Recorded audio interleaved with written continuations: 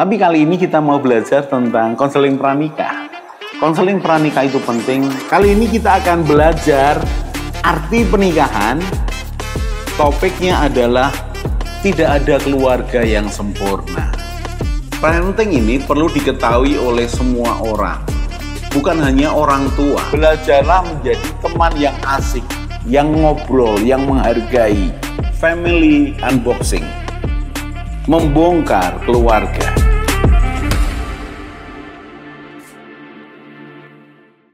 Salam keluarga Indonesia. Kita akan belajar lagi. Dan kita akan belajar pernikahan dengan tema batas keterbukaan. Apakah suami istri bisa total terbuka satu sama lain? Kalau bisa seperti itu adalah titik ideal. Sekali lagi, kalau kita belajar, kita akan mengacu kepada titik ideal. Standar yang tinggi. Karena untuk itulah kita belajar. Kalau kita belajar lalu menetapkan standar yang rendah, ya tidak terlalu berusahalah. Tidak terlalu perlu banyak belajar. Mengapa? Biasa-biasa saja. Tapi ketika kita menetapkan standar yang tinggi, standar ideal, maka kita akan mengejarnya. Kita akan tahu kita di posisi mana dan menuju kemana. Kalau bicara soal keterbukaan suami istri, yang ideal adalah semua hal suami istri terbuka. Artinya, suami istri saling percaya. Artinya, suami istri kuat menanggung beban. Mengapa? Karena itu bukan sesuatu yang mudah, kalau itu rahasia yang berat. Yang ideal adalah suami istri terbuka dalam segala hal. Salah satunya adalah berarti suami istri ini bukan hanya kuat menanggung beban, tapi siap untuk berkorban. Mengapa? Di beberapa hal dibutuhkan pengorbanan perasaan. Dibutuhkan pengertian yang melampaui kekuatan suami istri. Bayangkan loh, tidak mudah loh. Tapi bukankah itu titik ideal? Titik ideal. Lalu bagaimana Pak? Bagaimana untuk mencapai titik ideal? Kalau saya sarankan, jangan saling menuntut. Kalau engkau menuntut pasanganmu untuk terbuka apa adanya, pertanyaan saya adalah, kalau dia terbuka apa adanya, apakah engkau bisa menerima kekurangannya, kesalahannya, kebodohannya, dosa-dosanya? Kalau engkau tidak siap dengan pengertian dan jalan keluar, ya jangan minta terbuka apa adanya. Kalau dia apa adanya kemudian menjadi titik permasalahan baru, ya jangan terbuka dulu. Loh itu Pak, Bapak mengajarkan suami istri tidak saling terbuka. Berarti mereka saling menutupi. Saudara jangan salah paham. Bukankah kita ini bicara soal ideal bahwa suami istri harus terbuka semuanya dan saling mengerti, saling mendukung, saling berkorban. Contoh ini, kalau dalam konseling pranikah, engkau bisa terbuka akan keadaan keluargamu. Engkau bisa terbuka tentang penyakitmu. Oh iya, dalam konseling pranikah saya akan tanyakan apakah engkau memiliki penyakit keturunan atau penyakit yang berat yang bisa menjadi beban untuk pasanganmu dalam kehidupan kalian berikutnya. Perhatikan, kalau kalian biasa terbuka di awal bahkan sebelum menikah akan sangat bagus. Sekalian menguji seberapa pasanganmu itu mau berkorban, mau merelakan dirinya untuk bisa menerima kekuranganmu. Coba ceritakan kepada pasanganmu kecenderungan jelekmu. Kalau kamu ini tersinggung, kamu ini marah, kalau kamu diperlakukan tidak adil, coba ceritakan kejelekanmu dalam tanda petik. Sesuatu yang engkau sendiri belum kuasa untuk mengendalikannya. Itu akan sangat bagus kalau terbiasa terbuka. Kemudian terbukalah juga soal keuangan. Kalau memang kuat Kalau tidak kuat, ya jangan terbuka dulu. Mengapa? Perlu bagian demi bagian. Contoh ini, saya berikan salah satu kasus. Suami istri ini punya profesi yang bagus, punya penghasilan yang bagus. Ketika menikah, mereka tidak membicarakan keuangan karena di pikiran mereka tidak akan masalah dengan keuangan. Ternyata dalam kenyataannya, sang istri inilah yang kemudian menanggung beban sehari-hari. Karena sang suami merasa kalau hal-hal penting dia akan bayar. Tapi yang rutin dia nggak bayar. Itu berjalan sampai mereka punya anak, sampai anaknya besar. Suatu masalah, suaminya tidak bisa kerja lagi, profesinya berhenti. Maka bergantung kepada istrinya. Disinilah mulai muncul tuntutan demi tuntutan. Ketika istrinya bicara apa adanya soal keuangan, ternyata sang suami memakai uangnya dengan sesukanya, tidak bertanggung jawab. Lalu sang istri ini konseling kepada saya, Pak, seberapa batas keterbukaan keuangan suami istri? Ya sejauh saling mengerti dan punya jalan keluar kalau masalahnya ada. Suami saya tidak jujur dalam hal keuangan. Baik. Kalau saya jujur apa adanya, posisi uang saya makan semua akan dipakai oleh dia. Oke, baik. Jadi, bolehkah saya menyimpan uang demi keselamatan kami semua? Maka saya katakan boleh.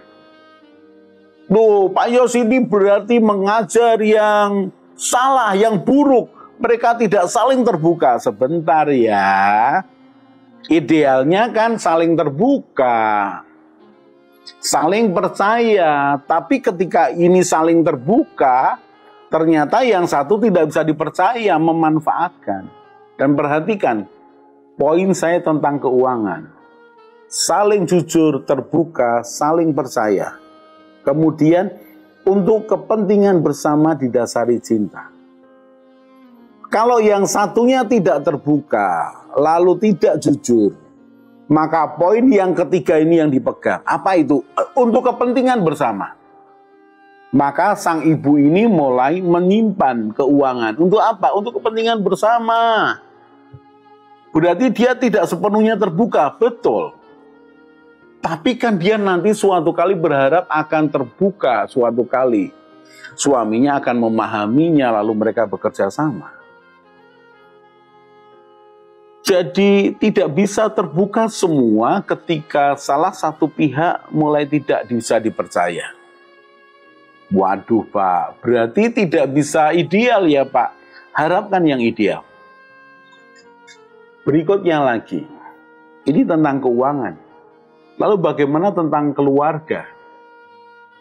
Apakah akan bicara apa adanya? Tergantung pasanganmu. Apakah pasanganmu ini bisa memahami, memiliki jalan keluar? Kalau ternyata pasanganmu sudah sakit hati dengan mertua, lalu engkau masalah dengan orang tuamu, maka keterbukaanmu justru menambah luka istrimu atau suamimu. Apakah engkau akan terbuka apa adanya? Jangan. Mengapa? Stabilitas nasional keluargamu akan goncang. Jadi tahanlah untuk tidak menceritakan yang buruk masalah dengan orang tuamu. Mengapa? Karena ternyata istrimu atau suamimu ini sedang punya masalah dengan mertuanya. Wah Pak, berarti saya harus menahan diri ya, saya tidak bisa bicara apa adanya. Memang. Kamu pikir dengan terbuka apa adanya semuanya bisa jalan, tergantung kekuatannya. Jadi artinya saya tidak terbuka di situ. Memang saat itu tidak terbuka. Nanti ketika pasanganmu, suami atau istrimu tidak lagi masalah dengan mertuanya yaitu orang tuamu, dilihat lagi seberapa bisa dia menahan beban tentang perselisihanmu dengan orang tuamu. Kan begitu. Pak, berarti tidak selalu ya terbuka apa adanya itu baik. Iya benar. Karena kalau terbuka apa adanya justru menambah masalah, itu ya memang tidak baik. Kalau begitu lebih baik saya tidak terbuka sama sekali. Ya jangan. Mengapa? Ya suami istri kan harus saling terbuka. Lalu seberapa batas keterbukaan itu? Batas keterbukaan kalian sepakati bersama. Oh benar. Saya berikan contoh, saya punya pengalaman. Suatu kali kami ini mungkin baru menikah, belum ada 5 tahun lah. Suatu kali istri saya ini bercerita soal kejengkelannya dengan tukang sayur. Tukang sayur ini nakal, mengalahkan apa segala macamnya. Oh, saya sebagai suaminya memberikan jalan keluar. Salah satu kesalahan pria atau suami atas cerita istrinya adalah selalu ingin menjadi pahlawan, menjadi jalan keluar. Itu salah, tidak selalu begitu. Mengapa? Karena seringkali istri cerita itu hanya cerita. Mengungkapkan hatinya, butuh didengarkan, tidak butuh jalan keluar. Karena waktu itu saya mau mengambil keputusan, tidak usah belanja di sana, aku yang belanja dan segala macamnya. Ya istri saya protes, saya bingung, loh kamu punya masalah, dibuat jengkel, aku berikan jalan keluar, kenapa kamu kok tidak setuju? Mengapa? Ya karena dia tetap butuh tukang sayur ini, lebih dekat, ya sedikit mahal sedikit enggak apa-apa, tapi secara waktu juga akan menolong. Akhirnya saya tahu bahwa itu areanya istri saya. Saya nggak mau lagi ngurusi. Ketika dia cerita tentang tukang sayur yang sama, saya cuma diam, saya cuma senyum-senyum aja. Mengapa? Oh itu areanya dia. Keterbukaan sejauh apapun saya tidak akan mencampuri. Kan begitu. Jadi suami istri saling memperhatikan, saling mendengarkan, saling memahami, lalu dibuat kesepakatan. Oh area ini adalah areamu, aku tidak akan menyentuhnya. Pak, bagaimana kalau suami atau istri menuntut keterbukaan sementara dia tidak siap? Nah, kita akan bahas di segmen berikutnya. Kita akan belajar lagi. Salam keluarga Indonesia. Mari bergabung dalam Keluarga Indonesia dengan cara subscribe channel ini. Di Keluarga Indonesia, kita akan belajar bersama tentang pranikah, pernikahan, keluarga, parenting, mertua menantu, dan juga family unboxing. Jadi jangan lupa share pada teman dan keluarga dan juga subscribe.